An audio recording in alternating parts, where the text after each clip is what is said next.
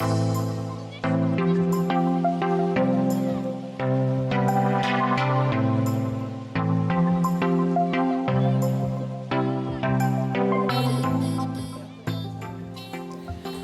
everybody, we're ready. The time has come.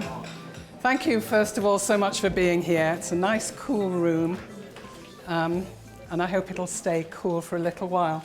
I've called this Being Assertive because the last time I talked about what's the difference about solution focus, I presented as this grumpy old woman. Some of you may have met her last night. But I thought, well, you know, I'm not getting very far with that. Perhaps I should just be a bit more kind, assertive, nice, and clear in what I'm trying to say about what is special about solution focus.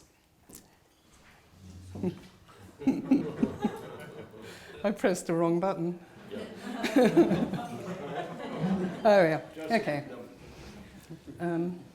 So, I made this point before. Doing solution focus is very different from talking about it. And I'm really grateful for having this kind of conference where we can talk about what we do. It's a different grammar, it's a different language than just talking with a client. And I think, as Kati was saying earlier, we really need to do more talking, I think, for several reasons. We need to talk about it when we're training. We need to talk about it when we're reflecting. What did I do? How did I do it? How did it go?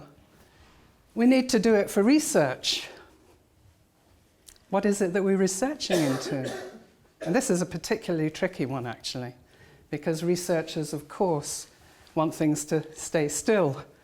When I'm looking through the microscope, I want you to stay still. So it's difficult for research. Talking with other professionals, we're really not very good at doing this. Making ourselves seem professional, seem coherent, seem as if we know what we're doing, because we don't talk in an engaging, comprehensible way, often, about what we're doing. And my last possibility about why is it important to talk about it is to protect the brand. I put a question marks about that. But is there a brand? I think it's important that if you go and say to somebody, I'm a solution-focused practitioner, there's some understanding about what that might mean. I think we're going to have an open space later about our name. Solution focus isn't a very useful one, but I think we're stuck with it. I think it's the name we've got. But this brand of solution focus, we need to talk about it and have some common understanding, I think, about what we do. So if I get the right button this time. So I'm going to talk briefly about three things. What is it? And this is what I did a SOLTalk about 5 years ago, the grumpy old woman, sorry, she did it 5 years ago, about what is solution focus. Then there's the question, does it work? And then there's an even more tentative question, how does it work? And it's a question that doesn't excite everybody, but I think it's a question that's quite important for things like talking with fellow professionals. The CBT, cognitive behavioral therapy people, have got a very coherent description, explanation of why what they do works. Don't believe it, but it gives them an entry into professional conversations, to conversations with funders and so on. So how does it work? We'll come on to. But first of all, what is it then? And this is a brief summary of my previous SOLTalk, which is there somewhere on YouTube. First of all, we are an expert, and I think we should be proud and assertive about our expertise. It's not that we don't know anything. We don't know anything about the client's life, but we do know how to have a useful conversation. And I think we should be proud and assertive about this particular expertise. We're not into problems and their origins and their causes. That's a different kind of expertise. We do sort of have a theory. And theory and practice, of course, inform each other very much. And I'm particularly interested really now in the right-hand side of this. What's not SF? It's easier to see something that isn't SF than to see something that is. But these things, like when people give you theories of change or causality, this happened because the marketing department did something wrong, or diagnosis, it's always like this. These things are not solution focus. It is solution focus to have a thought about what are we going to pay attention to in this conversation? What are we going to follow up on? What are we listening for? We can realize that things will happen in the course of the conversation. You can't plan a conversation. I can't tell you how many conversations I have planned. I'll knock on the door and I'll say this, and then she'll say that, and I'll say this. She never says what I planned that she would have said. So you have to follow the conversation, it will emerge. And of course, every case is different. We don't have theories or diagnoses or understandings. And things are contextual. The way I behave or the way I am at work may be different from the way I am in the playground or somewhere else. And we are particularly interested in small differences, small things. That's why scaling is so good. It's not all or nothing. What's the difference between 4 and 5? There's a lot. Whereas not SF people love this diagnosis and labeling, which kind of doesn't give you anywhere to go. So that's the difference in theory. We've got a difference in orientation. What are we interested in? Where are we going? We are not interested in what's wrong. Our client may be, and of course you have to give them time for that.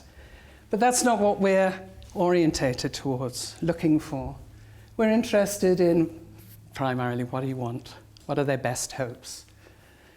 And how do they describe the realization of those best hopes? We're interested in the general direction and perhaps the first little small actions. I say this particularly for a group that's interested in working with organizations. Organizations expect action plans. And I think if we can allow them to go away with just the tiniest, what are you going to do tomorrow action plan, that's okay. That's all right with us. I think the role of the therapist or the practitioner or the consultant is very different in an SF world. I'm saying that what SF practitioners do is having useful conversations. What Cathy said this morning was generating hope. We're certainly not there to diagnose and absolutely not there to cure whatever's wrong. And in this, I'm going to use this slide twice actually, because I think it's important. SF is often accused of being not interested in emotions. But you leave emotion out of that. Now, emotion like love, hate, anger, that's a noun. Emotions are things that you do. You know, it's a verb, and it happens in a context. And it's not something that you take out of a box and examine. How did you feel then? When you can see how people feel now. What's the point of art, So I think it's not that we're not interested in emotion. Emotion is with us. You see it in the conversation, it moves on in the conversation, and we don't have to inquire about it. I think this is quite important, which means you're going to see the slide again. Okay, that's a brief summary of, I think, what the difference is between what we do and other people do. Okay, so this stuff that we do, does it work? Yes. There's articles, there's reviews, there's books, there's conferences, there's case histories, there's all sorts of things. Yes, it works. And I'm not going to read that to you, but this is a nice sort of academic proof that it works because there's loads of studies and they've been quantified. And Alistair MacDonald has got a really good website, which I think EBTA has taken over, but I'm not sure how well they're keeping it up to date, which gives you all of this kind of stuff. So, yes, it works. And also, I think it's quite beautiful, SF. It's efficient, it works. It's effective, it works quickly. And it's affective. And this is why I said, I've gone the wrong way. This is why I say we work with emotion. It's, anybody who's had a solution-focused conversation, we had some this morning, you can feel the emotion. It affects people. So, it works. And yet, I'm going to read this. Elliot Connie, some students asked Elliot to come to their university to talk about what he does. And he got this reply. There's very little evidence that solution-focused therapy is effective or that it's beneficial in helping people solve their problems. We haven't got the kind of research support that would put it into the category of evidence-based treatment. For that reason, I cannot extend an invitation to Elliot Connie to come to this university. How many things are wrong with that? This is a university actually saying there's no research, so we don't. Who's supposed to do the research? I mean, what's a university for? Just telling you about other people's research? Anyway, there is research. So why? And yet. So what are they saying? Well, okay, there is some evidence, but I don't like it very much. It's not the same as my evidence. Forget it. Or this is quite, I have some sympathy with this one. If I took you seriously about how brief and effective this is, I'd have to abandon what I spent 5 years learning, or, that's hard to do. And so I kind of understand that. But then there's this, well, I don't understand. How could it work? I don't understand it. Explain it to me. I don't get it. And maybe this last one, I don't understand. How can asking somebody for their best hopes and getting a detailed description of those best hopes make the kind of difference that you're claiming for it? I don't get it. How could that work? So, how does it work?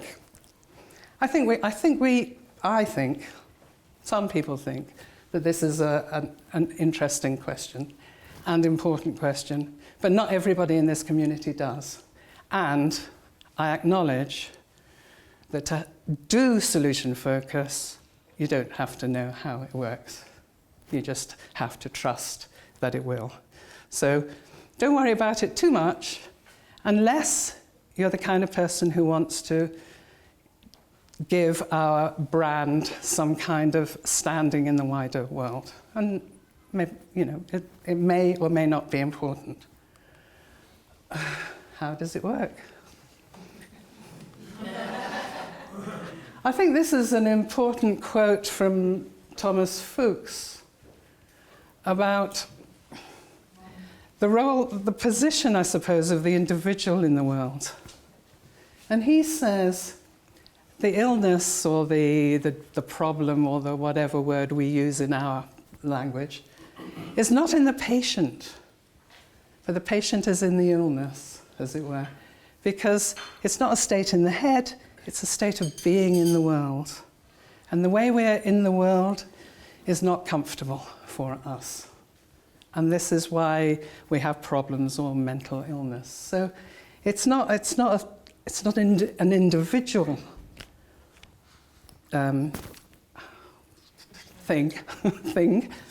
I think you've all got a word for thing in every language there is. It's not an individual thing, but it's a way of being in the world which isn't comfortable. So I think what we are doing is making people more comfortable in the world that they are in the family that they're in the team that they're in wherever they are. And what we do is have useful conversations about how do you engage in this world with the people, with the environment that you find yourself in. And I think that this is the sort of essence. No, Peter doesn't like that word. I'm not allowed to say the essence of SF. I think it's a very important element of SF. It's about changing people's perceptions of the way they are in the world. Now, we can get very, very complicated about this, which the universities will love.